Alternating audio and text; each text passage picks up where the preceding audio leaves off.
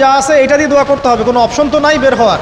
একজন বলছে যে আল্লাহ, আমি আমার পিতামাতার খেদমত করতাম, মাকে দুধ পান না করিয়ে কখনো দুধ পান করি নাই, আল্লাহ এই কাজটা যদি তোমার কাছে ভালো লেগে থাকে আজকে আমাকে এই বিপদ থেকে উদ্ধার করো। এই দোয়া করার সাথে সাথেই এই গুহা থেকে পাথরটা একটু সরে গেল এভাবে।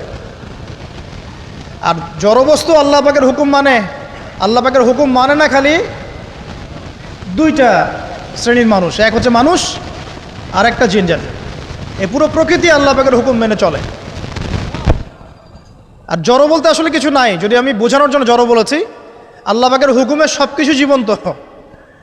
এই যে মাটিতে আমরা বসে আছি না এখন, এই মাটি কিয়ামতের মাঠে সাক্ষী দিবে যে এখানে মাহফিল হয়েছিল। হ্যাঁ, ওইখানে বসে তুমি টিকটক করেছো, লেকচার শুনো নাই ভালো করে।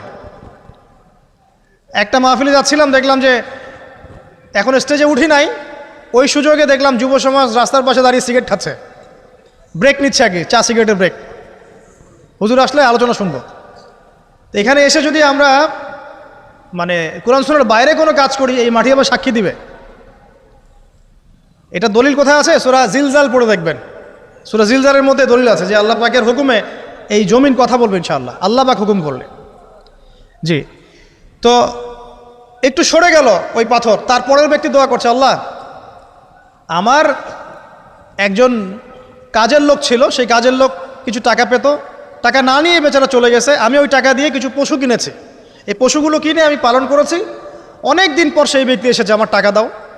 তখন আমি বলেছিলাম যে এই যতগুলো পশু দেখছো সব তোমার।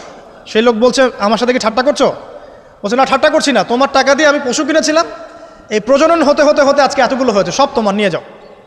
আল্লাহ, কলিজা দেখেন, আসলে দান করার জন্য কলিজা লাগে, টাকা লাগে না। আল্লাহর পথে দান করার জন্যে কলিজা লাগে, টাকা লাগে না। আর কিছু মনে করবেন না, আমি বিভিন্ন মাহফিলে যাচ্ছি, একটা কমন দৃশ্য দেখি এই কালেকশনের।